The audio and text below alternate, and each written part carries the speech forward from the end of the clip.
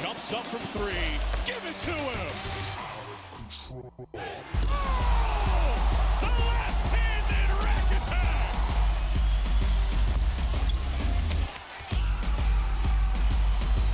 Gets inside, all the way to the hoop. He's bumped. Count it! And a chance for three.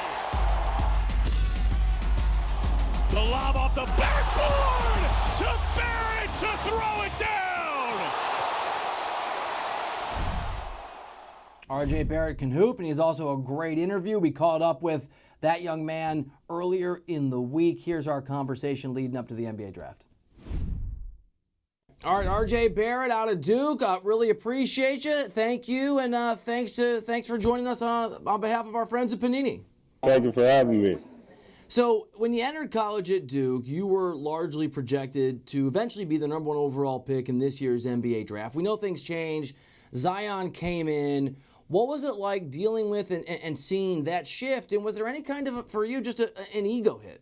It's funny you say that. I mean, not really, because we were winning. You know, like he was helping us win. It's great to play with someone like that, and you know, I'm very happy for all his success. But that didn't really stop, you know, me from playing and doing my thing. We both, you know, led the team scoring, and we both did amazing things this year. So it was an honor to play with him. So we know your guy Zion is going to go number one overall in New Orleans. Now, New Orleans has that number 4 overall pick and some other assets they got from the Lakers. A lot of rumors swirling out there, but one of them is that they're interested in trading up to get you. What would you make of the possibility of being reunited with your friend, and have you and Zion talked about that chance at all? Zion and I have not talked about this draft process at all. We have not talked about basketball at all. We've just been, you know, goofing around, being kids, and just trying to enjoy this process. So you are another in a long line of recent, very, very talented basketball players coming out of Canada. And obviously, you guys, Toronto, the Raptors, just got its first ever championship. What an amazing moment. What was it like for you as a Canadian to watch that happen and really to watch a championship parade in your home country? You know, it was great just to see the whole city and the whole country come together. It's our only team there in Canada, and for them to get a win speaks volumes for the whole country. So in a few years, the rules are going to change that govern nights like Thursday night at the NBA draft, and high school graduates will be allowed, again, to go straight into the NBA draft. How do you think that would have affected you for positive or negative if that had been available to you and you had taken that route and never played in college, never played at Duke? I feel like going to Duke was a big advantage for me, a big help for me to prepare me coming into the NBA. But I also feel like you don't get you get LeBron, you get Kobe, and those kind of guys coming straight out of high school. So I feel like if you're ready enough, then you can go. All right, your godfather, who weirdly I see everywhere in LA, your godfather is Steve Nash. It's a pretty good guy to be able to turn to for some basketball and NBA insight. What advice has Steve given you? Just that it's a long process. It's going to be tough, and just to remain humble and always work hard because all my dreams are coming true. So, once I get to the NBA, just continue to be the same person. RJ, and anybody you idolized growing up as you watched the NBA game as an older NBA player that inspired you? My favorite player was always LeBron James, and I love James Harden as well. I love their game, so those are the guys I've watched the most. All right, so we love to do the comparison game, and so do scouts and GMs. They're imperfect, but we make these comparisons. I thought I'd let you make the comparison. Who at the NBA level right now, playing today, is the best pro comparison, the best comp for what you do on a basketball floor? I wouldn't really compare myself to anyone. I feel like people try to compare me to James Harden and DeMar DeRozan more. I guess that's kind of what people think, but I don't know. I just like to be a guy that, play, make, and score and defend.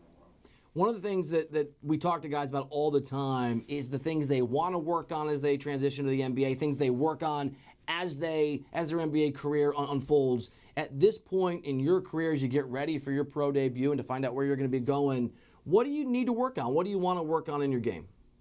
Be successful at the next level, even my strengths I need to work on. So really, I'd say everything. So Coach K, pretty good coach. No stranger to this process. No stranger to NBA players who used to play for him. What advice has he given you on the draft and trying to be as successful as you can at the next level? What Coach K really told me is that he thinks I'm going to be great, thinks I'm going to be a star, just to keep my same work ethic and keep just being the same competitor that I am, and how much he loved coaching me, and just that he's there to help me at any time.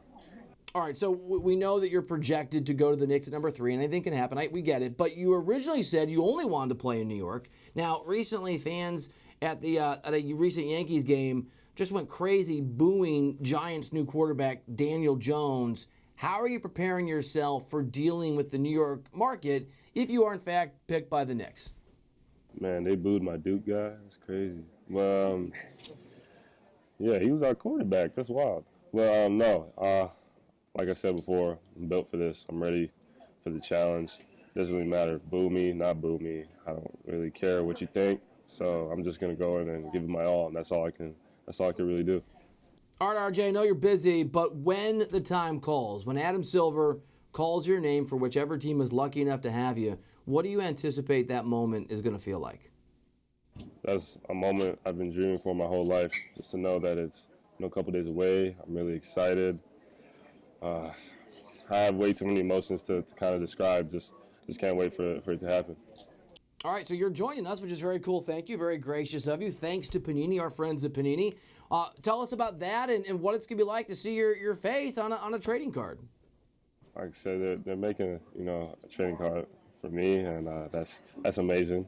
I've seen many different trading cards from the different players and my favorite players growing up. So now that I'm going to have one, I mean, it's just a real feeling.